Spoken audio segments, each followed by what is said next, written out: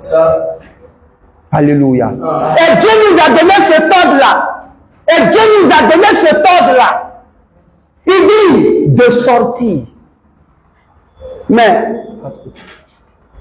c'est normal. Si tu ne sors pas, ce qui va t'arriver, tu seras au courant. Mais c'est comme quelqu'un qui pose la question. Mais de quoi je dois sortir? De quoi je dois sortir? Si on me dit sort, de quoi il doit sortir? Lisons le verset 2 d'Apocalypse chapitre 18. Le verset 2 d'Apocalypse chapitre 18. Il cria D'une voix forte, disant, elle est tombée. Babylone la grande. Elle est devenue. Elle est tombée. Babylone la grande. C'est de Babylone la grande qu'il faut sortir. Et maintenant, il va donner l'une des raisons pour lesquelles il te demande de sortir de Babylone la grande. Mais quelle est l'une de ces raisons? Allons-y. Elle est devenue. Elle qui? Babylone la grande. Elle est devenue Une habitation de démons. bon, quelque chose qui est une habitation de démons. Il te dit de sortir. Il dit Babylone la grande là, elle est une habitation de démons. C'est pourquoi au verset 4, il t'exige de sortir. Vas-y. Un repère de tout esprit impur. Un repère de tout esprit impur. Un repère de tout oiseau impur. Un repère de tout oiseau impur. Et odieux.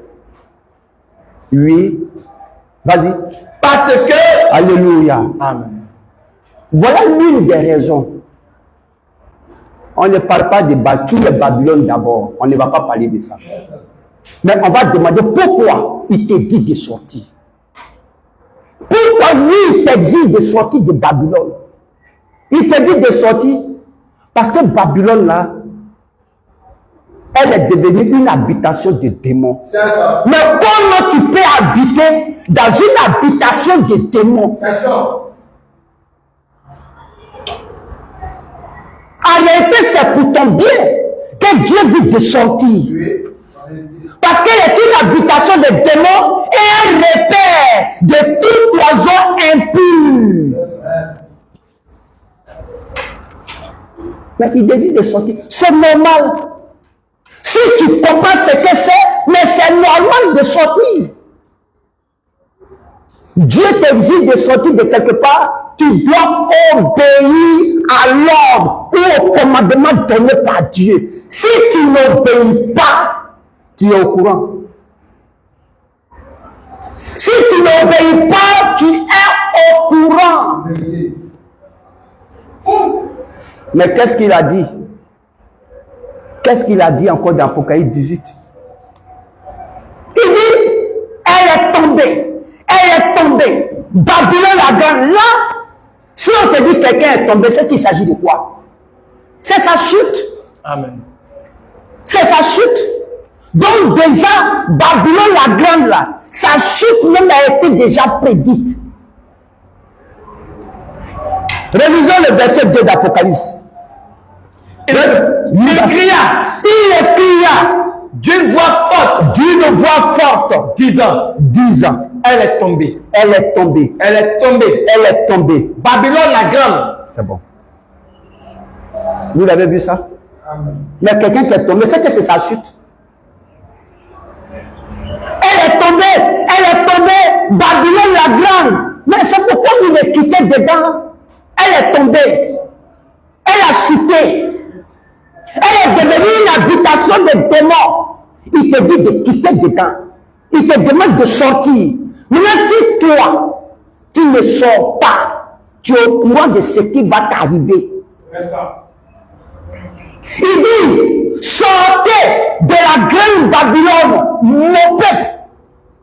C'est pourquoi nous, on croit qu'encore dans grande Babylone, dans la grande Babylone, il y a encore son peuple, des gens qui lui appartiennent, mais qui sont encore attachés à ces choses. qui sont encore en prison dans la grande Babylone. Il y a encore son peuple. C'est pourquoi le message est retenti. Pour dire, sortez, mon peuple, vous qui êtes attachés dans la grande Babylone, sortez. Mais qui sortira? Son peuple sortira obligatoirement. Amen, c'est ça. Son peuple va sortir obligatoirement.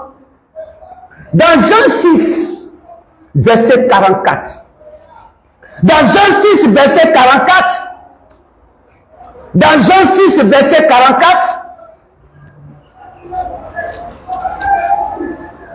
Jean 6. Jean 6. Le verset 44. Au verset 44. Nul Nul ne peut venir à moi. Nul ne peut venir à moi. Si le Père Si le Père qui m'a envoyé me l'attire. me l'attire. Voyez, ceux qui sont dans la grande Babylone, là, ils vont sortir. Parce que Dieu là, a déjà dit qu'ils vont sortir. Ils vont écouter la voix du grand péché et ils sortiront de la grande Babylone. Il a dit au verset 4 d'Apocalypse 18, il dit sortez du milieu d'elle afin que vous ne participiez point à ces péchés et à ces fléaux. Ils sont au courant. Mais ce qui est bon, c'est que nul ne peut venir à Dieu. Nul ne peut venir à lui si lui-même ne t'attire. C'est pourquoi en Jean chapitre 6, en Jean chapitre 8, verset 47, en Jean chapitre 8, verset 47, il nous dit quelque chose encore de merveilleux. Jean 8. Jean 8, Au verset 47. 47. Oui. Celui qui est de Dieu, Celui qui est de Dieu, écoute la parole de Dieu. il va écouter. Celui qui est de Dieu, qui fait partie du peuple de Dieu et qui est dans la grande Babylone, il va écouter le message de commandement de Dieu et il va sortir. Vous n'écoutez pas Vous n'écoutez pas. parce que vous n'êtes pas de Dieu. Vous ne sortirez pas parce que vous n'êtes pas de Dieu. Vous ne sortirez pas parce que vous n'êtes pas de Dieu. Or, l'ordre donné, c'est ceci. Sortez du milieu d'elle, mon peuple. Mais vous ne sortirez pas parce que vous n'êtes pas de Dieu.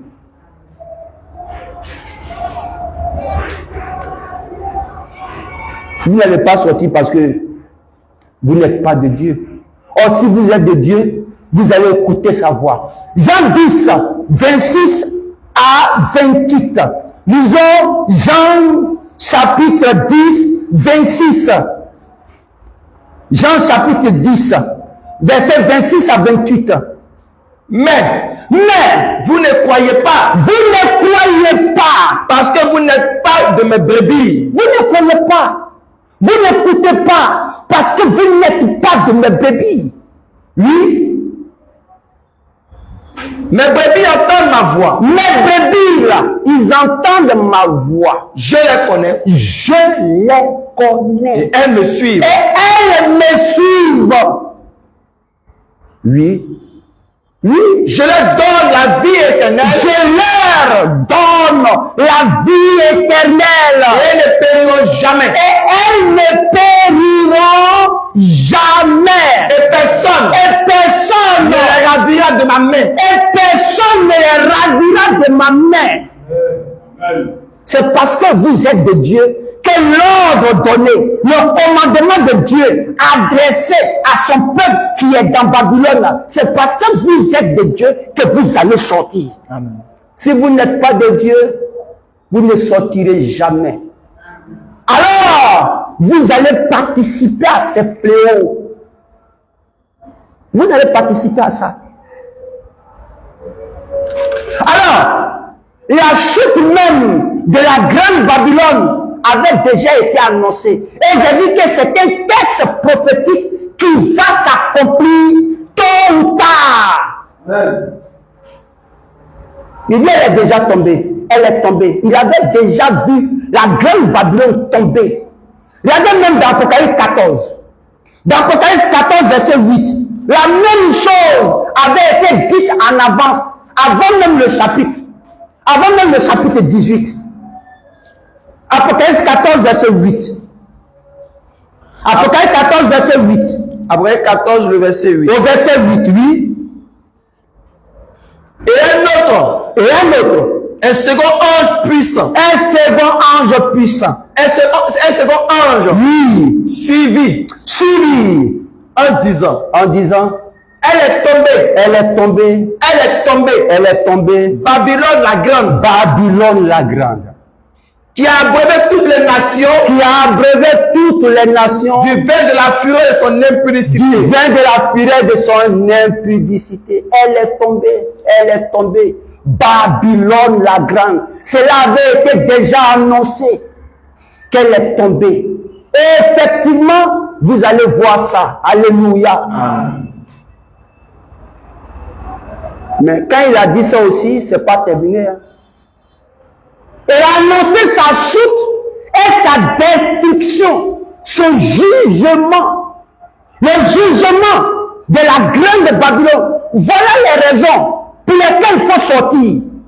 Si vous restez encore dedans et que vous n'obéissez pas à la voix de Dieu, si vous n'obéissez pas, ce qui va vous arriver, vous allez en supporter les conséquences. Amen.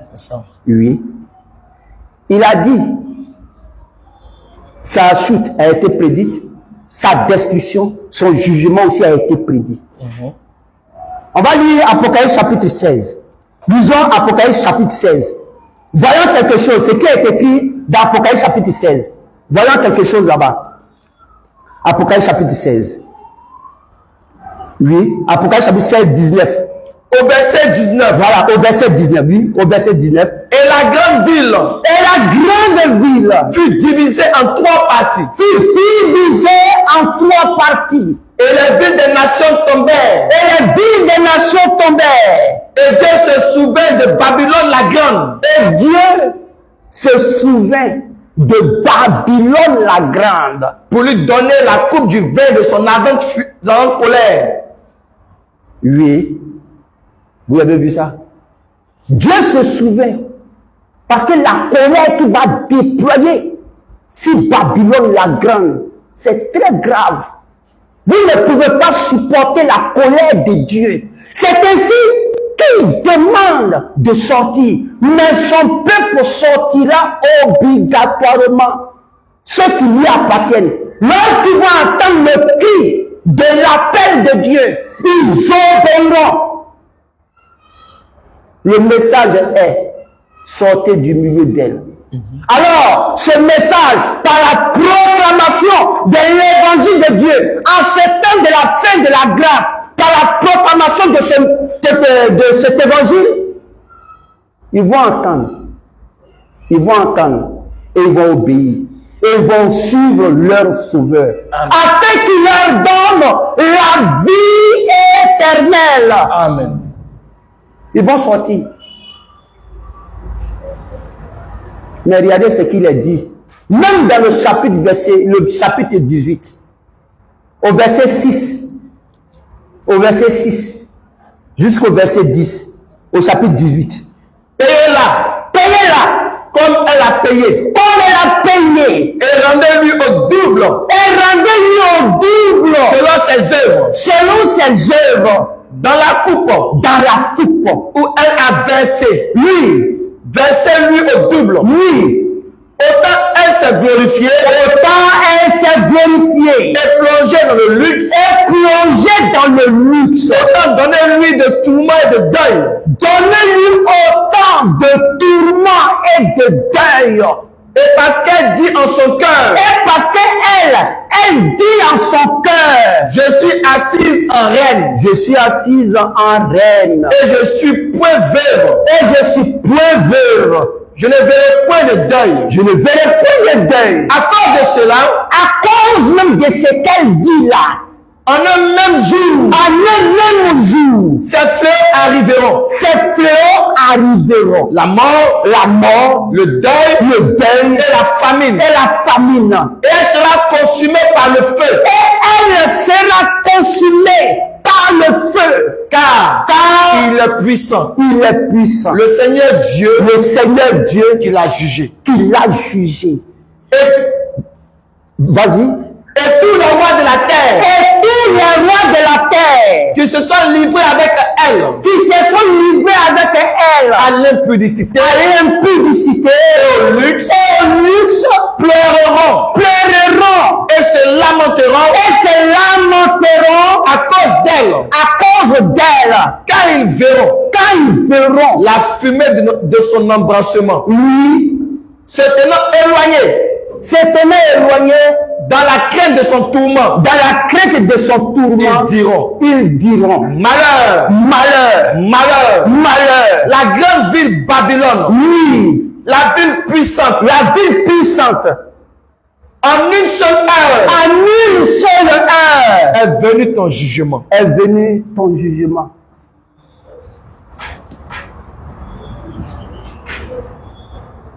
C'est pourquoi vous devez sortir. C'est pourquoi Dieu lance l'appel par la proclamation du message, par la proclamation de son évangile. Il dit sortez de Babylone, la grande, sortez là-bas.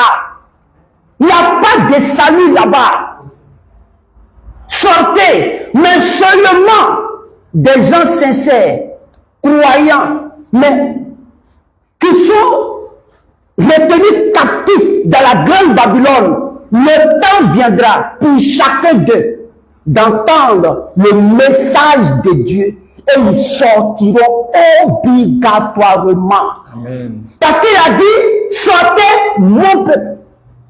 Mon peuple. S'ils sont son peuple, ils vont entendre sa voix et ils vont sortir. Il y a d'abord sa chute qui a été annoncée, sa destruction, son jugement. Et même encore, regardez ce qu'elle a fait.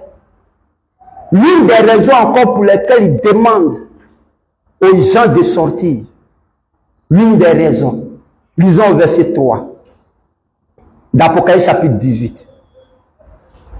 Au verset 3 d'Apocalypse 18. Et parce que toutes les nations ont bu du vin de la fureur de son impudicité. Toute la terre, les habitants de la terre, ils ont bu son vin. C'est pas du vrai vin. Mais elle a donné ses dogmes, ses faux enseignements au monde entier, jusqu'à ce qu'ils soient en délire. Elle a enseigné ses dogmes, ses credos, ses faux enseignements au monde. Elle a donné ça. Et puis, eux tous, ils ont bu. Je vous ai dit que le livre de l'Apocalypse est un livre de symboles. Il cache beaucoup de vérités.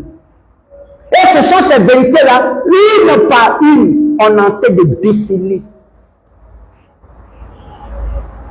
Cette grande Babylone, elle a enseigné des gens, elle a enseigné les habitants par ses fausses confessions, par ses fausses pratiques, par ses faux dogmes, par tout.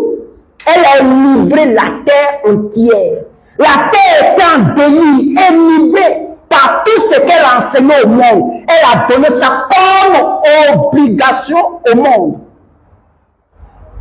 Et même qu'est-ce que Apocalypse 17:4 disait? La même chose dans Apocalypse chapitre 17, au verset 4. Vas-y, frère. Cette femme était vêtue de poupes d'écarlate. Cette femme était vêtue de poupes et d'écarlate. et parée d'or, de pierres précieuses, et de perles. Elle tenait dans sa main, c'est la femme qui tient dans sa main une coupe d'or, remplie d'abomination et d'impureté de sa prostitution. Sur son front, la coupe qu'elle a dans sa main, ce sont ces fausses doctrines qu'elle a enseignées aux gens. Amen. Dans le monde. Mais qui est cette grande Babylone? Qui elle est? Pourquoi nous en sortions au milieu d'elle? Qui elle est? l'ordre qui a été donné, sortez de la grande Babylone. Mais la grande Babylone, là, on a vu quelques raisons pour lesquelles nous devons sortir. Elle a livré la terre entière par ses dogmes, ses faux enseignements. Son jugement, sa destruction a été déjà annoncée. Et même quand vous lisez le chapitre 18 tout entier, vous allez voir ce qui va l'arriver. Tout le chapitre 18 en entier. Mais qui elle est, cette femme? C'est un mystère. Mais qui pourra supporter ça? C'est un mystère. Mais qui peut la supporter? Qui peut dire oui? Qui peut la supporter? Seuls ceux qui sont appelés de Dieu. Alléluia. On va relire encore Apocalypse 18. Pas à pas. Lisons Apocalypse 18. À partir du verset 3. Lisons à partir du verset 3. Parce que toutes les nations ont bu du vin de la fureur, de son impudicité. Oui. Et que tous les rois de la terre se sont livrés avec elle à l'impudicité. Et que les marchands de la terre se sont enrichis par la puissance de son luxe. Alléluia. Amen. La phrase que vous avez vue là, on va relire Apocalypse 17. Pas à pas, on va voir qui est la grande Babylone. Pas à pas. Vous-même, par les Écritures, vous allez voir qui est la grande Babylone. Lisons Apocalypse 17, 1 à 2. Puis, un des sept anges qui tenait les 7 coupes vin. Les 7 coupes vin. Oui. Et m'adressant la parole. En disant, viens, je te montrerai le jugement de la grande prostituée. Le jugement de la grande prostituée qui est assise sur les grandes eaux. Si vous voulez connaître les grandes eaux sur lesquelles est assise cette femme-là, c'est au verset 15 d'Apocalypse 17. Mais continuons. Vas-y. C'est elle. C'est avec elle. Que les rois de la terre. Se sont livrés à l'impudicité. Et c'est du vin de son impudicité. Que les habitants de la terre. Se sont enivrés. Mais est-ce que vous n'avez pas vu ça dans Apocalypse 18? Amen.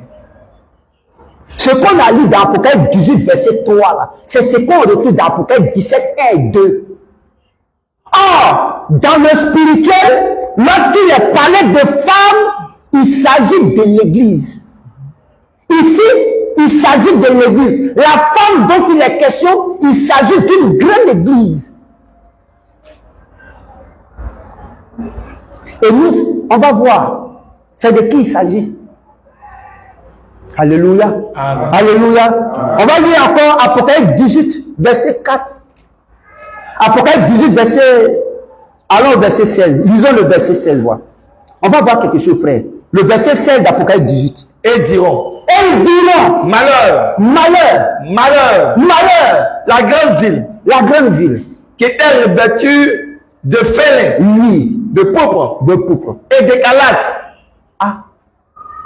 Elle est revêtue de pourpre, de félin et d'écarlate. Regardez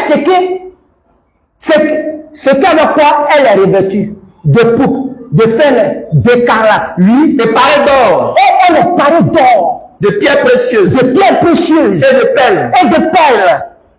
En une seule heure. Tant de richesses ont été détruites. Mais ce qu'on a lu dans Apocalypse 18 et 16, est-ce qu'on ne va pas retrouver ça au verset 3 et 4? Allons-y, dans Apocalypse 17, 3 et 4, on va retrouver les mêmes mots. Et je vous ai dit que lorsqu'il est parlé de femmes, il s'agit de l'Église. Amen, c'est ça. Allons-y.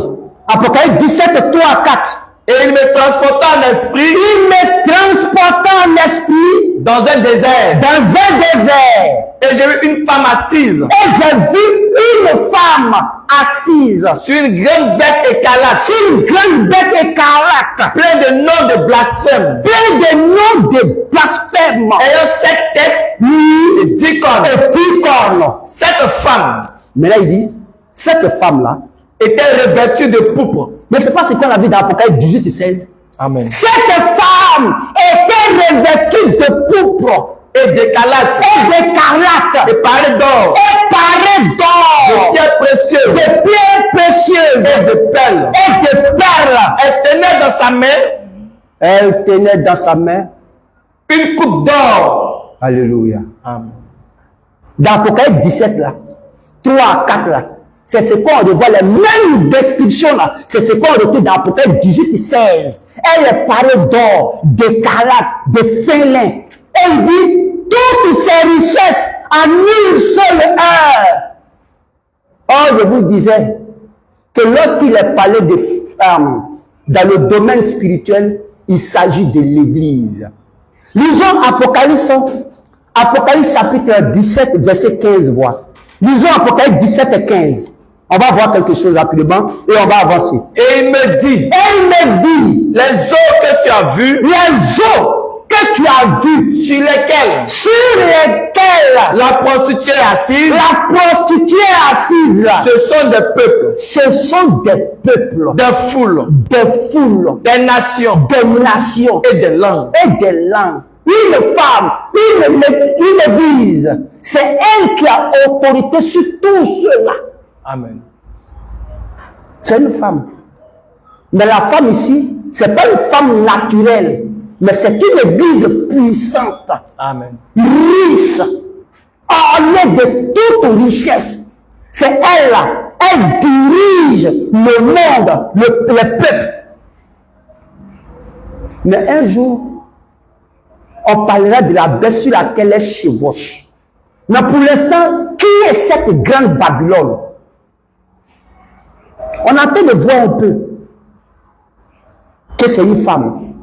Et les mêmes descriptions d'Apocalypse 18, verset 16, et les autres, on voit que les mêmes descriptions se retrouvent dans Apocalypse chapitre 17. Regardons encore dans Apocalypse chapitre 17 et 5. Regardez, là où sort le mystère encore. Allons-y. Sur son front, il dit, sur le front de qui? Était écrit. Sur le front de qui? Sur le front de la femme. Or, la femme symbolise l'église. Donc, l'église a sur son front, vas-y, un nom. Écrit. Un nom écrit. Un mystère. Babylone la grande. Ah, bon. La femme là, c'est elle qui est Babylone la grande. Or, pourtant, une femme symbolise ici l'église. Alors, cette église puissante, mondiale, qui a le pouvoir sur les nations de la terre et qui la dirige, elle a appelé Babylone la grande. La mère des impudiques. Et encore, il est dit qu'elle est mère, la mère des impudiques. Et des abominations de la terre. Qui est grande Babylone? La grande église romaine. La grande église romaine mondiale, avec tout son pouvoir érigé sur la terre. C'est cette église-là qui est là. Elle dit quoi? Elle est la mère des impudiques. Or, si tu es mère, c'est que tu as des enfants. Si elle est mère des impudiques, c'est que cette mère-là, on ne peut appeler une femme mère si elle n'a pas d'enfants. Si tu es mère, c'est que tu as des enfants. Et on dit, elle est la mère des impudiques. Ça veut dire que les enfants ou les filles sont des impudiques. Mais si la mère, elle est la mère des impudiques, c'est que les impudiques elles-mêmes là sont sorties de la mer. C'est ça, oui. C'est le mystère qui est là. C'est le mystère qui est là. Si elle est mère, elle a des enfants. Or, la femme qui est la grande Babylone, dont il est question, c'est la grande église de Rome. Tout le monde sait ça. C'est la grande église de Rome. l'église catholique romaine. Mais elle est mère des impudiques. Mais quels sont ces impudiques? Quelles sont ces filles qui sont des impudiques? Alors, si c'est une église et qu'elle est mère, c'est que cette église-là, d'elle est née des églises. Ce sont ces églises qui sont ses filles. Babylone la grande. C'est de ceux-là que Dieu te dit, il faut sortir. Quelle église qui n'est pas sortie de Rome? Dites-moi ça. Quelle église qui n'est pas sortie de Rome? Le pentecôtiste est sorti de Rome. Oui. Le protestantiste est sorti de Rome. Oui. Et tous sont sortis de Rome. Oui. C'est les filles. Elle a mis des enfants au monde. Oui. Ce sont ces enfants-là. Ce sont ces enfants qui sont des impudiques. Amen. Toute la famille dénominationnelle et organisation à la tête, la grande église de Rome, Dieu te demande, sors du milieu d'elle. C'est clair. Sortez. Sortez du milieu d'elle. Mon peuple. Apocalypse 18, 2, 4. Apocalypse 18, 2, 4. Elle cria d'une voix forte, disant, elle est tombée, Babylone la grande, elle est devenue une habitation de démons. Ce n'est pas moi qui ai dit ça, c'est la Bible, l'autorité de la parole de Dieu dit qu'elle est devenue une habitation de démons. Amen. Un repère de tout esprit impur, tous les esprits impurs que tu connais là, c'est le retour de la grande Babylone. Un repère de tout oiseau impur, oui, et au Dieu. Parce que toutes les nations, regardez aujourd'hui, tous les puissants du monde traitent avec elle. Ce n'est pas faux. Tous les puissants, les rois, tous les puissants de la terre traitent avec elle. C'est pas un mensonge, c'est la Bible qui l'a dit. Vas-y mon frère. Parce que toutes les nations ont bu. Toutes les nations ont bu du vin de la fureur. De son impudicité. Et que les rois de la terre. Se sont livrés avec elle. Oui. À l'impudicité. Et que les marchands de la terre. Les vrais hommes de la terre. Les grands businessmen de la terre se sont enrichis par la puissance de son luxe. Ça, c'est ainsi dit Dieu. Amen. Alors, à cause de tout ça, qu'est-ce que Dieu te demande maintenant?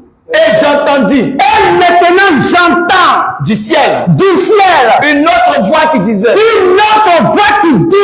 sortez du milieu d'elle, sortez du milieu d'elle, mon peuple, afin que, voilà le but pour lequel vous devez sortir encore, afin que vous ne participiez point à ces péchés, et que vous n'ayez point de part, à ces fléaux. Au verset 5, car ces péchés sont accumulés. Ces péchés se sont accumulés jusqu'au ciel.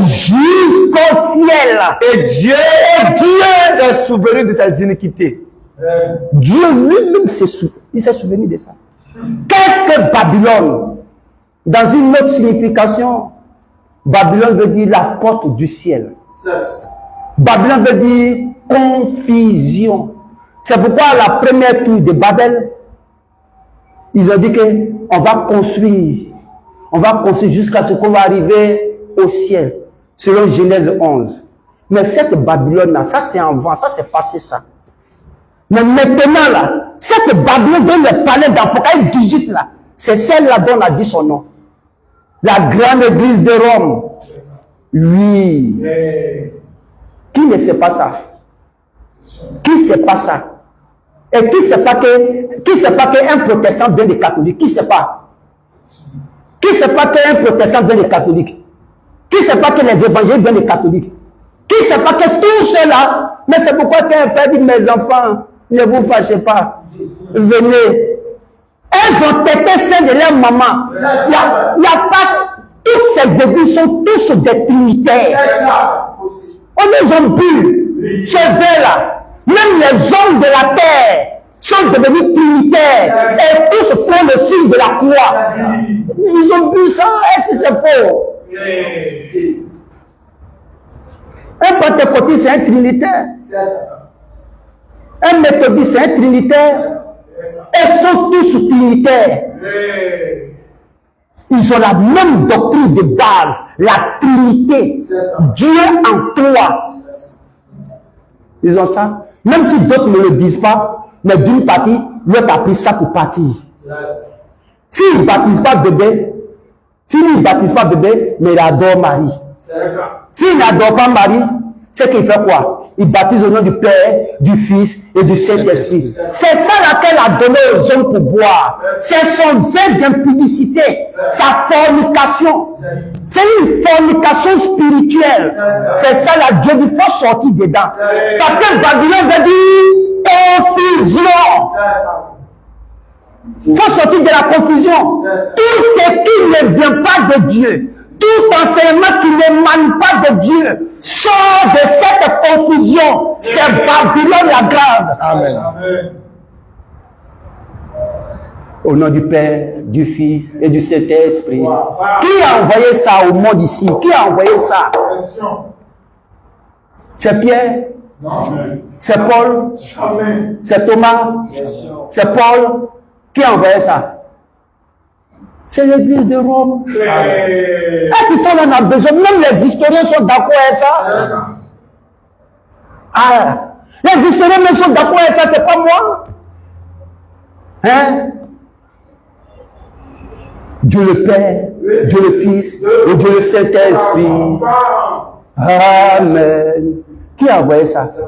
C'est la première église organisationnelle. C'est la première église à être organisée dans le monde. Ce n'est pas la première église du Seigneur. Ce n'est pas la première église. La première église est née à la Pentecôte par le souffle de Dieu. Amen. Ils sont tous des Juifs. Lisez Actes 2, de 1 jusqu'à 4. Vous allez voir. Et Pierre est descendu le jour de la Pentecôte et il a prêché. Il a ouvert les clés du royaume aux Juifs. Ensuite aux Samaritains et après aux nations.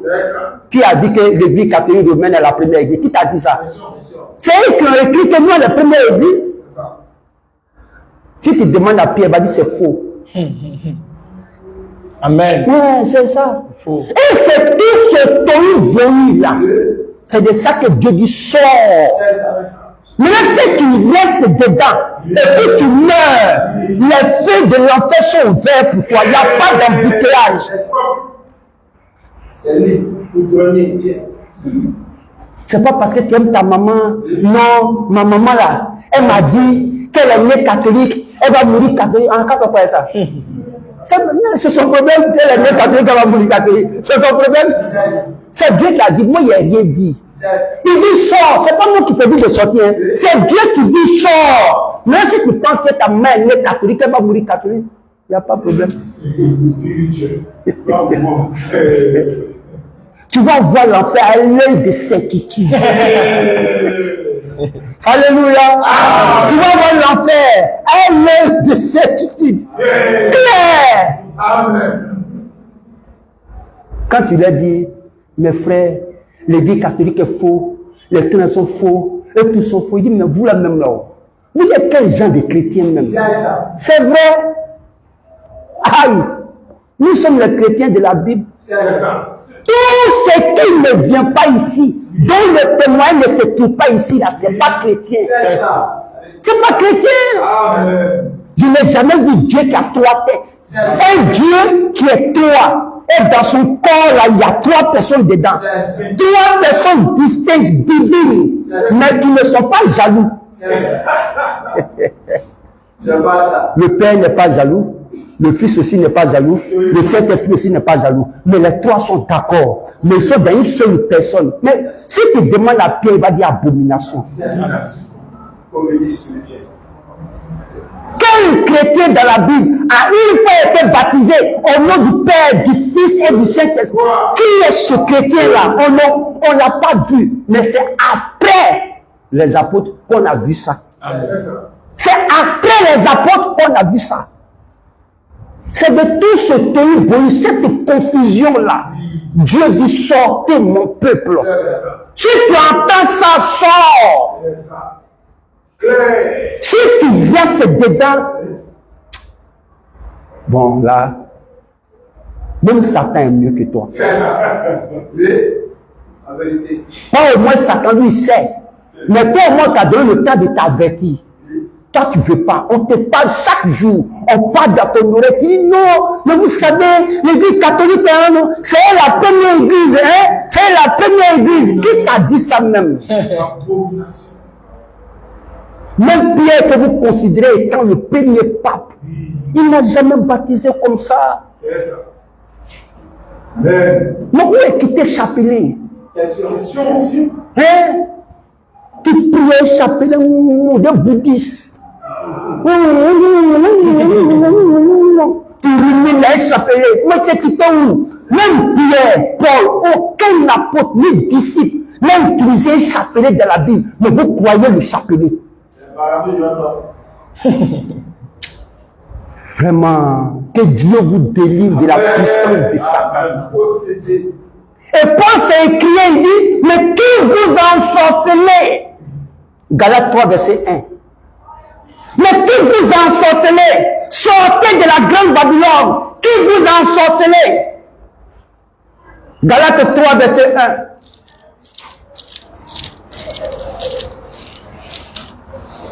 Galates 3. Galates 3, verset 1. Le verset 1. Au verset 1. Oh, Galates, Oh, Galates, dépourvu de sens, dépourvu de sens. qui vous a fasciné. Qui vous a fasciné? Oui. Vous, Vous. aux yeux de qui Jésus-Christ Oui. a été Père crucifié. Alléluia. Qui vous a ensorcelé? Qui vous a envoûté? Hein? Non, nous là, nous les évangéliques, on n'adore pas Marie, on n'adore pas Marie, mais ils ont toujours quelque chose du catholicisme en eux. C'est le moment. Le cul d'âme. Ils vont retourner aller péter les seins de leur maman, ça c'est sûr. C'est sûr. Si tu as ton parent qui est catholique, il faut prier Dieu. Dieu a qu'à ouvrir les yeux, il a qu'à comprendre. L'église catholique, ce n'est pas l'église même. C'est ça. Pentecôtistes, ils vont en enfer. C'est ça. Baptistes, évolution, témoins de Jéhovah, adventistes du 7e jour. Tout ça là, c'est des trinitaires. C'est ça. Ils vont partir dans leur maison. C'est ça. Ils ne sont même pas perdus. C'est ça. Ils retournent à la maison. C'est ça. Alléluia. Amen. Que Dieu nous fasse grâce. À vous qui avez déjà compris et qui êtes sortis. Merveilleux soit son nom. Amen. Que Dieu vraiment vous bénisse. Amen. Que Dieu vous fasse grâce Amen. en tout au nom de Jésus-Christ. Amen. Nous avons terminé.